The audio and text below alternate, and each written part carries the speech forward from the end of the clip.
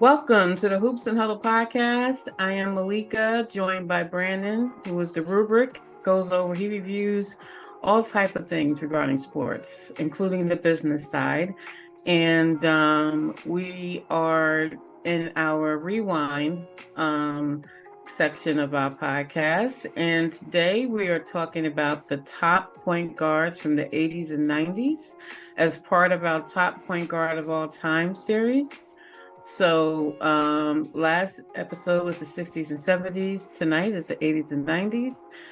So we have JP back with us, Justin Paden, and we are joined by our friend Valid Haitian.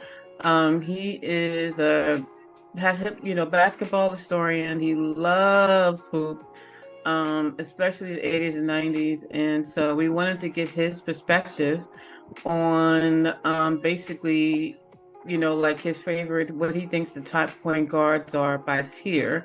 And we're going to go from tier 1 to tier 4. And you know what? Since you're limited on time, Valid, why don't you give us your list and we'll discuss. Okay, so when it comes to tiers, tier 1, I think it's pretty simple. I got Magic Johnson as a tier 1. Tier 2, I have Stockton and Zeke.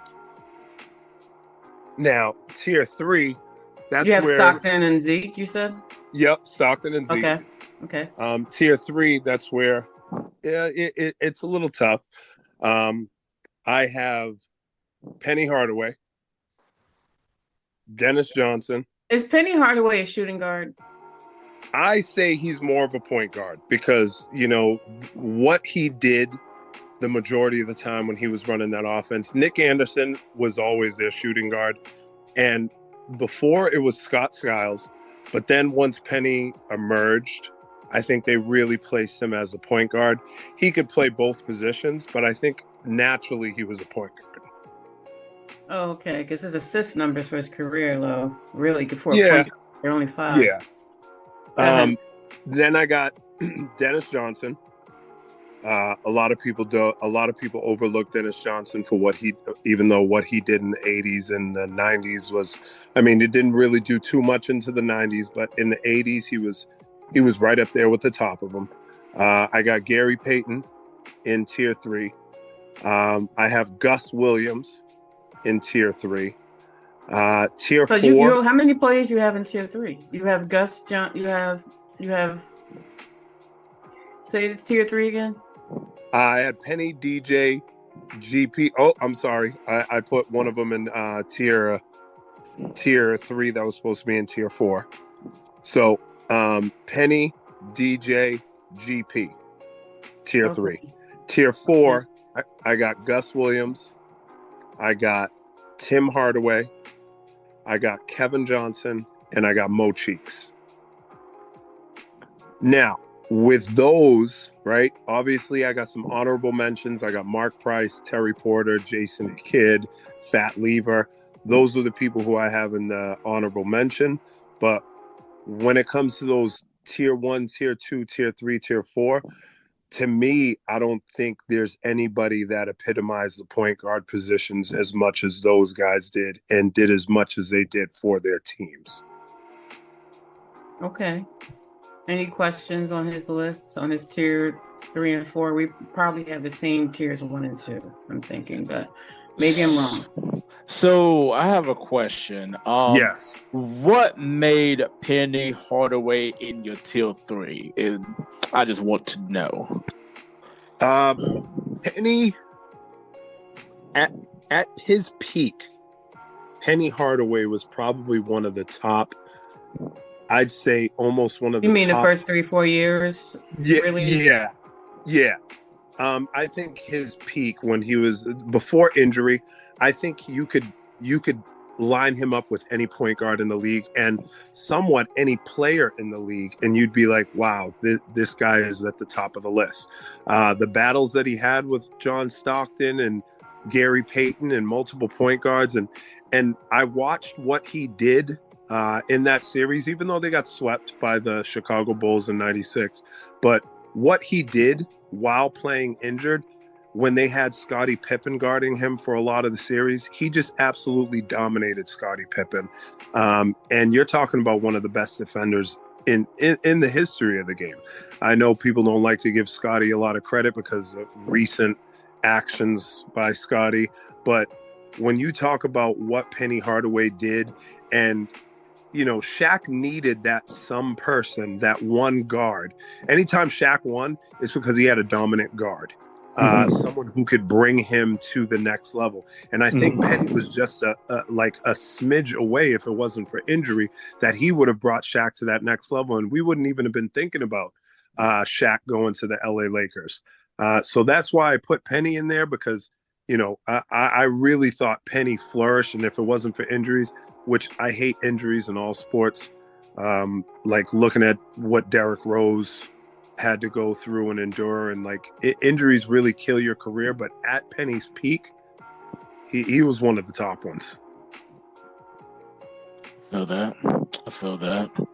Let me see here. And then can you elaborate more on for the people out there about the greatness of Gus Williams in Seattle that a lot of people don't really talk about, because he was so good. So good. Listen, Gus was cold. And I mean cold. There's not too many people that could be on his level. And a lot of people don't know about Gus Williams because they hear about the Seattle Supersonics, and because there's no top 75 players on it, no one ever mentions that team or what players they had on that team. And for me, watching Gus continually every year out and year in and year out. Now, I didn't watch him live, but going back and watching these games, I did the same thing Dime did. I went back and watched these games and watched how he upped his game in the playoffs every series, whether it be passing. And I think the assist numbers are not spectacular. They don't pop out. But if you watch the way and the vision and some of the things that he saw before they actually happened, you'd be like, wow, why are we not talking about this guy as one of the top 10 point guards of all time? But it's because, injury, being traded, and then only being all NBA or all star for 3 years. So people are like, oh, well, he's not that good, because they just look at only the accomplishments. But if you see him at his peak, playoff averages of 32 at one point in time, 26, 27, and then look at what they did to the Lakers. If it wasn't for how they dominated the Lakers, we might be talking about them as one of the dynasties if it wasn't for Magic going to the Los Angeles Lakers, which I still don't know how that happened. How do you got Kareem and then you pick up Magic? Know how that happened. You know how that happened. Gus was really cold, though. And I also feel like it's just a lot of it because a lot of people are going to be talking about Dennis Johnson more than Gus Williams, and then also Tom Chambers that came into the league. So they talk more on Tom Chambers because of the hype around Tom Chambers. Yeah. So Gus doesn't really get his due, but a lot of if you listen to hardcore hoopers, open court guys in the NBA, they'll tell you that Gus Williams was the truth, and he was so cold. Yeah. Oh yeah. To me, so I have a whole bunch of games that I got from, I don't know if you guys heard of USA Sports on DVD, but I got a whole bunch of games of Gus Williams from there just so I could just see what he was like. And I was just like, wow. Every time, the more and more I watched him, I was like, this guy is probably going to be one of my favorite point guards of all time. The more I watch him, because the poise, the ability to stay relaxed no matter how much the pressure was when it was on him, the ability to use his both hands and finish effectively with both hands. His left hand was about as good as his right hand, and you don't normally see that in any era where someone is finishing contested with both hands. And then his court vision. I thought he really had some of the greatest court vision, and that doesn't get talked about enough because of how much he scored. And you often see that with great players when they're great at something. Like you look at how Tracy McGrady was a great scorer. You look at how Michael Jordan was a great scorer, and then the other things that they do get diminished. And like T-Mac was a great passer, MJ was a great passer, but everybody's like, well, all they did was score. But that's not true. The more you watch them, you understand. I mean, the amount of actual no-look passes that Gus Williams threw, not the fake no-looks that we got now where they pass it and then look away. We talking about real no-look passes. I'm glad somebody said something about today. Am I not being real with these fake no-look passes that they do? It is terrible, I will say. Do you have a question, Brandon and Valid? I'm gonna need you to send me your list. Inbox me your list real quick. Oh yeah, absolutely. Yeah. But Brandon, do you have any questions for Valid? Yeah. So how are you clarifying? Like, what are some of your criteria you're looking at, and between your various tiers of point guards? So I look at it as, obviously there is the ability to ability to score, the ability to create, the ability to see the floor, the ability to be able to not just do what's within the offense, but to see what the team needs. I think that's the biggest thing. And I think Stockton doesn't get enough credit for that because, a lot of times everybody's like, well, Stockton, all he did was pass. But there were times where he needed to score and you just see what the team needs and then go from there. I also think about their ability to handle pressure, how they handle pressure, how they manage it, their ability to step up in big moments. A lot of this also is I picked a lot of guys who could defend as well. Besides from Magic wasn't a terrible defender, but he could defend.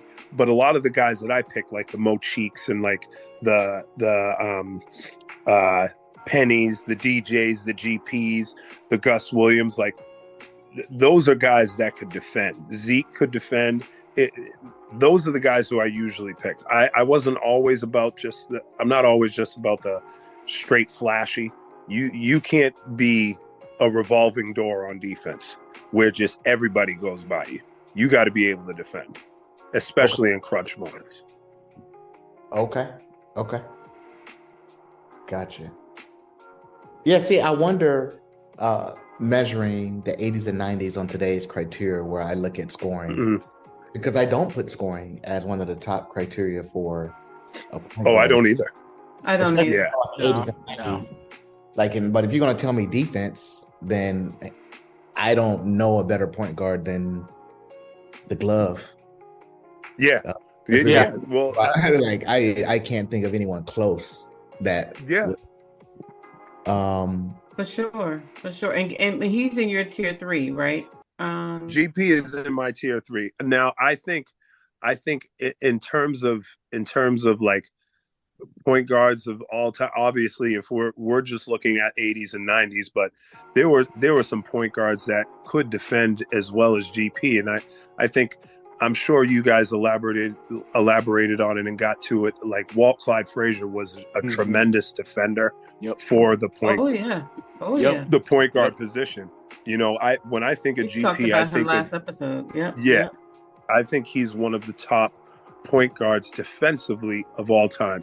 And Jason Kidd, yes, he was one of those point guards where when you talk about being able to guard multiple positions, his name should pop up too, because he's more 2000s. Like I have him on my 2000s. Yeah, I do too, because he came in 94. I consider him and Grant Hill the same, but Grant Hill started to flourish more in the 90s. So people put him in the 90s, where I think Jason Kidd, the second he went to New Jersey, he just kind of like turned it to a new leaf, and I put him in the 2000s as well. Yeah. Okay. Jason Kidd, just looking at the 90s stats and all that, he made first team on NBA, all defensive team, rookie of the year, all rookie first team, assist leader, made 3 playoff appearances in the 90s. But we remember him a lot more for the 2000s, which we'll get into. Absolutely. But Absolutely. the 90s, like, he was so phenomenal to watch and all that, especially when he was with the Phoenix Suns with Rex Chapman. I mean, he was good. They were good. It would be interesting when we do the shooting guards and see where, like, thinking about where player is in the 80s versus the 90s. Yeah. Looking at MJ and where we place him in the 80s and where we place him in the 90s. I think that discussion is going to be interesting. It's going to be good. I'm going to definitely invite you back to review that. But I'm looking at time. It's 8:21. So how much more time you have? Yeah, I wanted to say one last thing before I hop off. The one person that doesn't, well, actually 2 people that don't get enough love for what they did, and it's because, you know, a lot of people don't know them and their game is not too fancy or crafty, but Terry Porter and Fat Lever. Terry Porter and Fat Lever. Terry Porter, he had a couple 40-point playoff games, 15 assist playoff games. Fat Lever was Russell Westbrook before Russell Westbrook. Like, you know, when everybody talked about Oscar Robertson and his triple doubles, they weren't paying attention to in between then. Fat Lever was out there getting 18, 19 points a game, 9 rebounds, 9 assists at 6'3". And he was doing it amongst the trees. Like, you're talking about a guy who was playing in a league where it was very physical. So, like, it was hard for them to just be able to go into the paint and not catch a forearm to the throat and decide to come back. But he kept coming back every single time. I thought he was incredible, and he doesn't get enough credit as well. Okay. All right. I agree with you on Terry Porter for sure. Yeah, I agree. Oh, yeah. Hey, Fat. Hey, look at Fat, man. Look at Fat. He's tough too. He is tough too. He was tough too, for sure. I appreciate that. Just don't forget to sing your list, and I will not. Appreciate you for stopping through, and good luck on the game tonight. All right, thank you very much. Have a good evening. All right, I hope to join again where I have a lot more time. Yeah, for sure. As we go forward, definitely. Yep. Have a good one. Okay. All right, Malika. I'm glad that I was over here, and I'm glad that you got to meet Dime too, just like I did. Yes. Yep. Met him when he was in New York. Yep. All right. Have a good one. Bye. Okay. Brandon, why don't you go through your tiers? I'm assuming, is your 1 and 2 the same as Valid's, number 1 Magic, 2 John Stockton, and how many in each tiers? 1 first tier, 1 second tier, 2 3 in the third tier, 4 in the fourth tier. Okay. All right. Oh, so my number 1, and in fact, hands down for me is Isaiah. Wow. Mm-hmm. Okay, that's a shock. Okay, wasn't expecting that. Let's go through your list. I love it. Yeah, true point guard. I definitely would put him there. So if 2 in tier 2, I would say that would be Magic and John Stockton. My tier 3 in that particular category, I'm going to say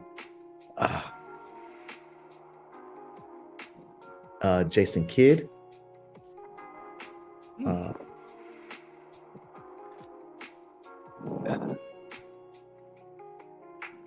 Kevin Johnson and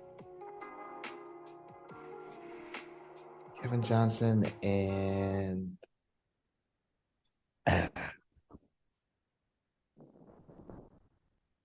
gonna say Mark Jackson. Ooh. Yeah. Those would be my three tiers. Some other honorable mentions, some other top guards that I really. No, tier 4. What's your tier 4? You got 4 more. 4. Then in that category, I would put Mark Price. I would put Tim Hardaway. I Abdul Rauf, and Starberry. Yeah.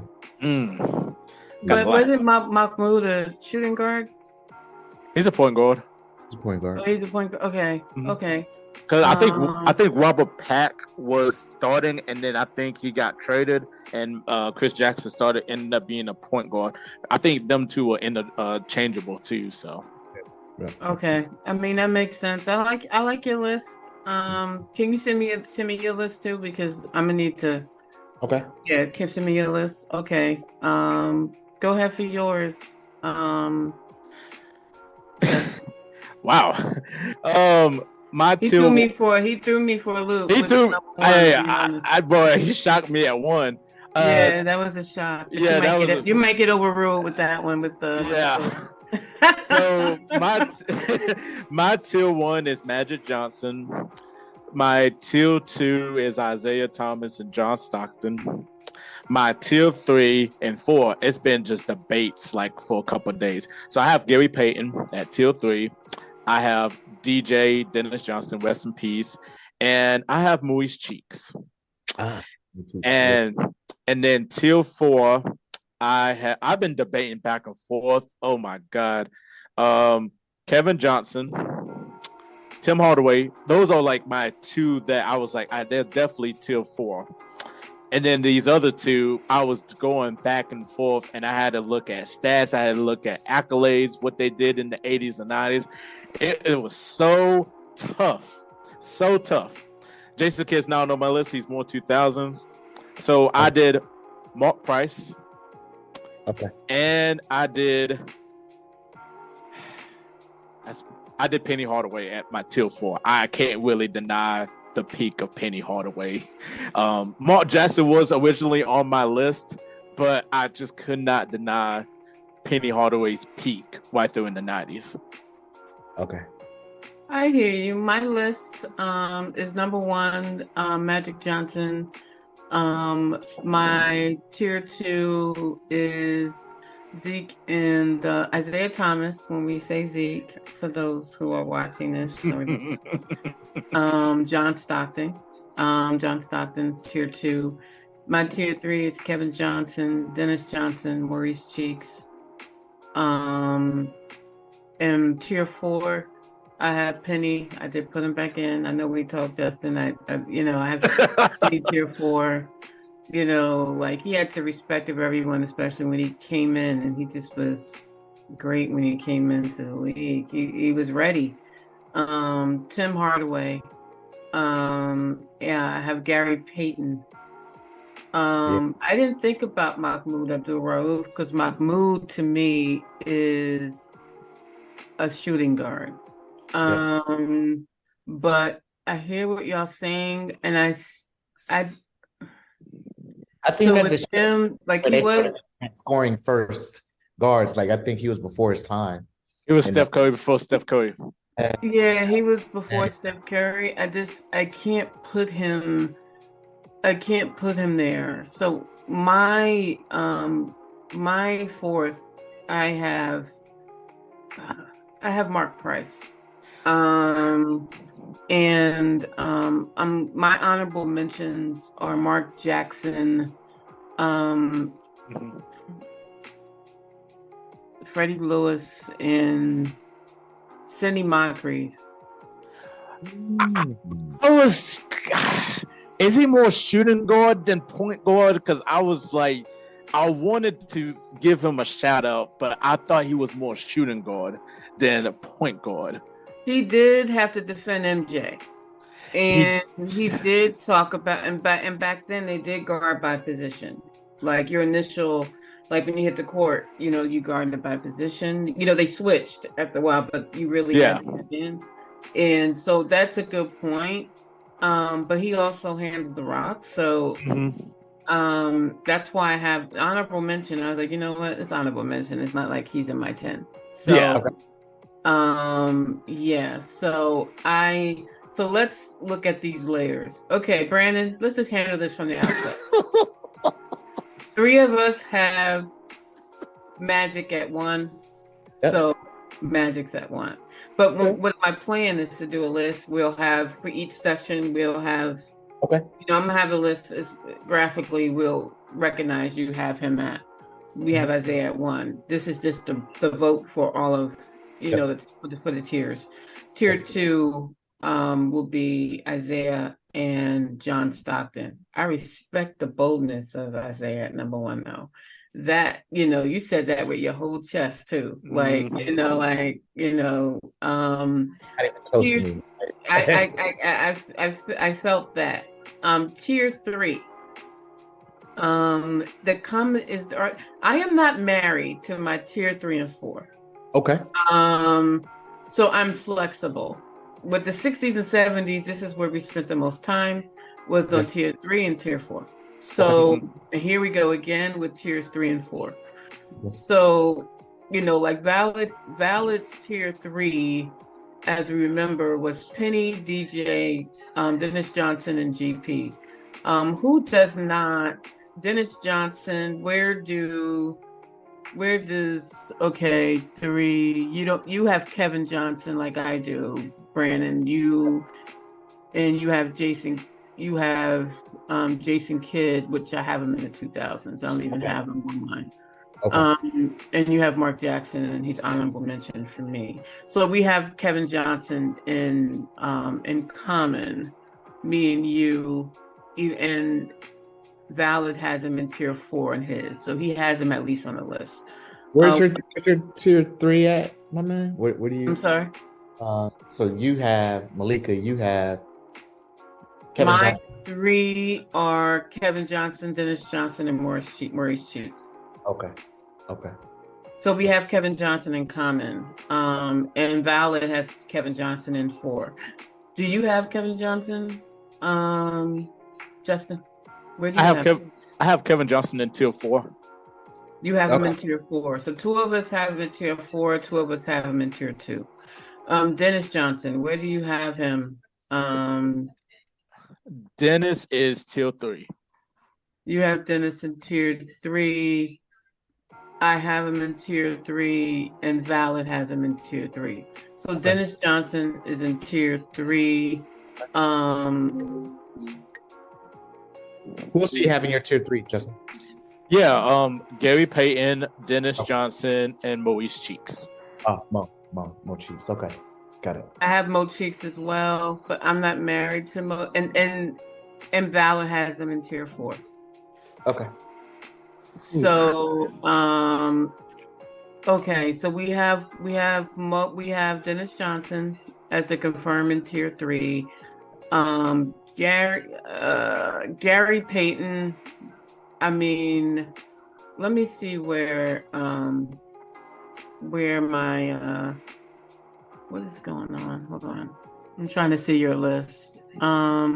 Okay, you don't have DJ, but the 3 of us did. Mo Cheeks. I like Mo Cheeks. Do we see him as tier 3? I have him as tier 3 because, I mean, he was all defensive team 5 times. I agree. I have him tier 3 as well. Yeah, NBA champion. I feel like that Philadelphia team was so heavily loaded, and the guy that was running the rock was Mo Cheeks, giving it to Dr. J and Moses Malone, Bobby Jones, and Andrew Toney, who a lot of people don't really talk about. So he was running the show. Yeah, his numbers don't really flash you offensively though, other than I maybe just remember the film and how he ran the floor. He ran the floor. His IQ is off the charts to me. Like, he's the perfect mesh on the floor. But what is your counter, Brandon? Like, because you don't have him in your you don't have him on your list.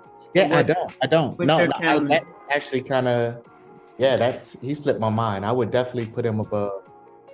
Would you put him tier 3 or 4? Yeah, I'd say tier 3 because I put him above Mark Jackson. Okay, so we have Mo Cheeks and Dennis Johnson in tier 4. Where do we want Kevin Johnson in tier 3 or 4? I have him tier 4 because I can't really put him above Gary Payton's accomplishments. I can't either. What is your thought?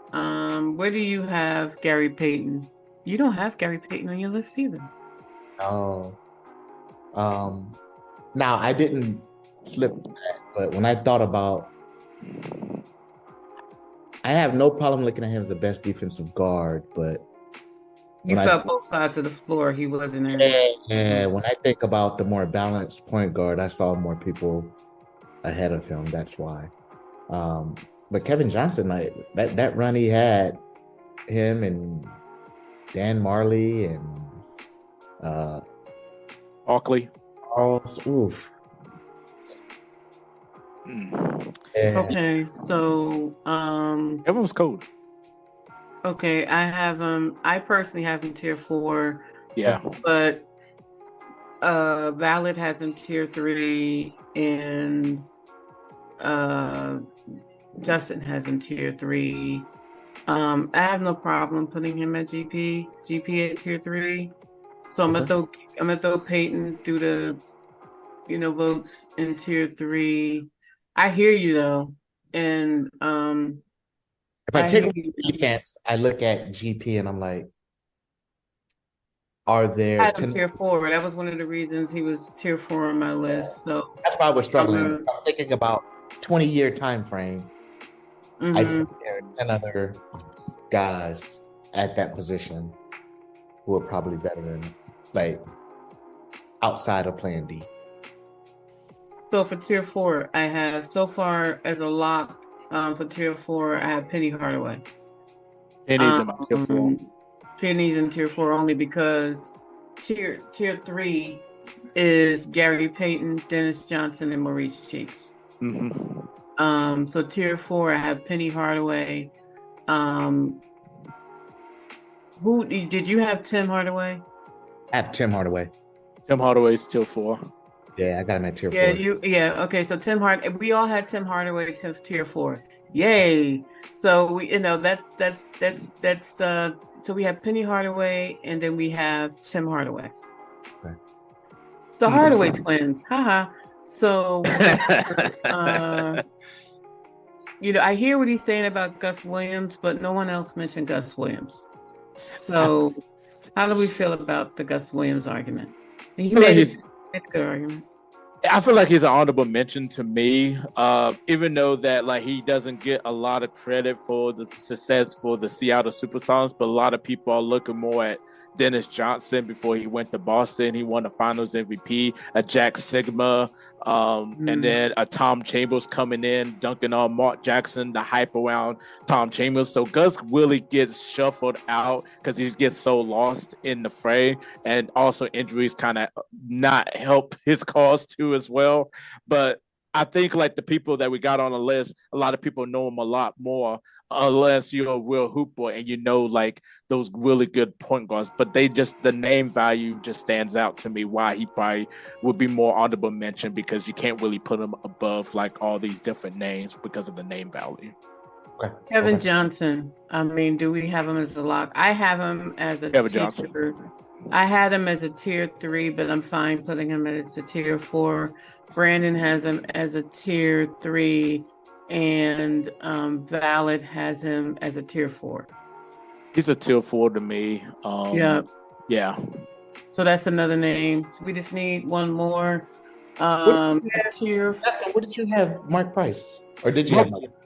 So I was debating between Mark Jackson, Penny Hardaway, and Mark Price to be in my tier 4.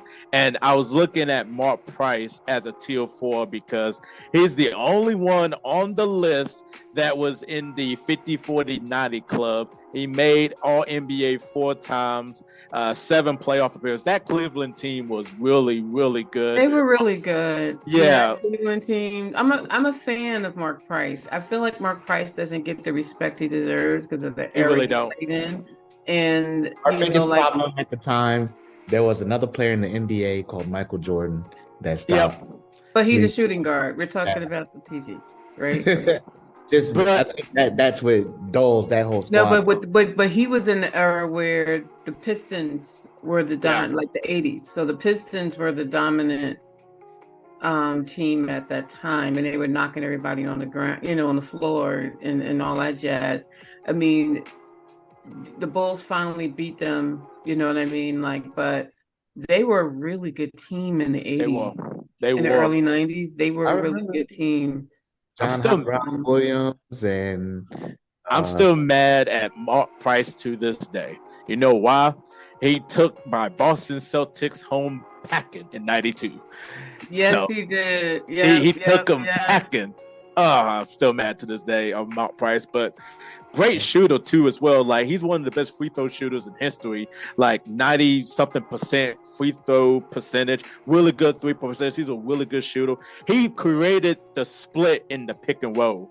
Like, he created the split. Whenever you do a pick and roll, he created that. And GP Steve Kerr, a lot of people are gonna say he do not get his just due just because of the era he plays in, but he was a really good point guard. Isaiah Thomas said it too as well. He said he had a run for like 2 years that was better than anybody's. Yep. So Mark Price, I had him on tier 4. Brandon has him on tier 4, and I think we all have him tier 4. So Mark Price is our number 4 point guard from this era. For the 80s and 90s. For honorable mention, I'd have Terry Porter. I have, like Jason Kidd, Fat Lever from Valid. Who are you? I guess we could put Stephon Marbury, Mahmoud Abdul-Rauf, and Mark Jackson. Jackson. Like, his honorable mentions. I'm gonna keep Sidney Moncrief on there. I have one because I never did my honorable mentions. I have one that a lot of people really sleep on, and that's Rod Strickland. Like, people really sleep on Rod Strickland because he was Kyrie before Kyrie. Exactly. And he was giving people problems. He led the league in assists 1 year in '98 with the Washington Wizards with Chris Webber and Juwan Howard. But he was a really good player and know how to finish contact with layups. He wasn't flashy. He was just chill. No loud, no like celebration. He just goes about his business. Okay. Do you have a honorable? I just added. I have Sidney Moncrief, Mark Jackson, Terry Porter, Rod Strickland, Starbury, Mahmoud Abdul-Rauf. What about? Did you say Fat Lever as well? Oh yeah, Fat Lever. Fat Lever, yeah. I got a lot. Thanks for that. Thanks for that reminder. So we have our list. Our consolidated list for this one. Tier 1, Magic Johnson. Tier 2, Isaiah Thomas, John Stockton. Tier 3, Gary Payton, Dennis Johnson, Maurice Cheeks. Tier 4, we have Tim Hardaway, Penny Hardaway, Kim Johnson, Mark Price. In the comments, people who are watching this, go ahead and tell us our list is trash. Go ahead and tell us like what's good with this list. Our honorable mention is Sidney Moncrief, Mark Jackson, Rod Strickland, Terry Porter, Stephon Marbury, Mahmoud Abdul-Rauf, and Fat Lever. I could see people thinking that some of these players deserve tier 4. I'm curious to read your arguments. So state your piece, and appreciate that. Any last words? Our next episode, and you guys can go right to the next one, is the 2000s and 2010s. So check that out, guys. Any last words on this era for point guards? I like it. It was a great era. The NBA is fantastic in that era. Yep, and that was like wasn't that the tagline at the time? That was the tagline back in the day. Yep. Yes. Yep, I remember that. We got the shock of Brandon. I mean, it's not a shock. Isaiah was one of the greatest point guards. He is still one of the greatest point guards of all time. Even MJ says he's right behind, and he's right behind Magic. You can't deny the skill. And I admire you, Brandon, for putting him at number one. And I want to thank you guys for being here. We'll be back for 2010s. You guys can just hit play. And but for us, we are at the end of this particular episode, and we'll see you for the next one. All right. One love. Peace.